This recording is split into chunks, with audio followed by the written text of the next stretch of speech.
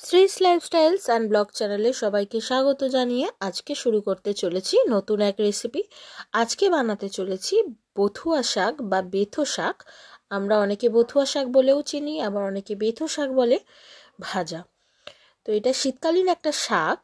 এই শাকটি শীতকালেই পাওয়া যায় আর খেতে কিন্তু অসাধারণ লাগে। গরম ভাতে খেতে কিন্তু খুব ভালো লাগে। আর এই রান্নাটা খুব সহজ অ্যান্ড সিম্পল। তো আমি প্রথমে শাকগুলো ভালো করে বেছে নিয়েছি, পাতাগুলো নিয়েছি, ডাঁটাগুলো নিয়ে নিই।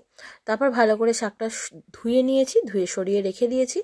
এখানে খানিকটা কড়াইয়ে সর্ষের তেল নিয়েছি আর কয়েক টুকরো বড়ি নিয়েছি। বড়িগুলোকে ভালো করে লাল লাল করে ভেজে আমি একটা সাইডে সরিয়ে রেখে দিচ্ছি। এবার ওই একই তেলে আমি একটা শুকনো লঙ্কা ফোড়ন দিলাম আর কালো জিরে ফোড়ন দিলাম। ফোড়ন দিয়ে একটু 30 সেকেন্ড মতন ফোড়নটা হয়ে যাওয়ার পর আমি এর মধ্যে ছোট ছোট করে কেটে রাখা বেগুনগুলো এর মধ্যে দিয়ে দেবো। এবার বেগুনগুলো দিয়ে বেশ খানিকক্ষণ একটু নেড়ে চেড়ে একটু বেগুনের লাল রং ধরা পর্যন্ত কিন্তু নেড়ে চেড়ে একটু ভেজে নিচ্ছি।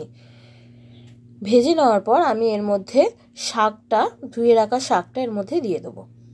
শাকটা দিয়ে দেওয়ার পর একটুখানি নেড়ে চেড়ে নেব।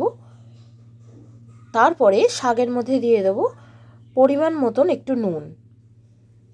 নুনটা দেওয়ার পরেই দেখবে অটোমেটিক্যালি শাক থেকে অনেক পরিমাণে জল বেরিয়ে যাবে।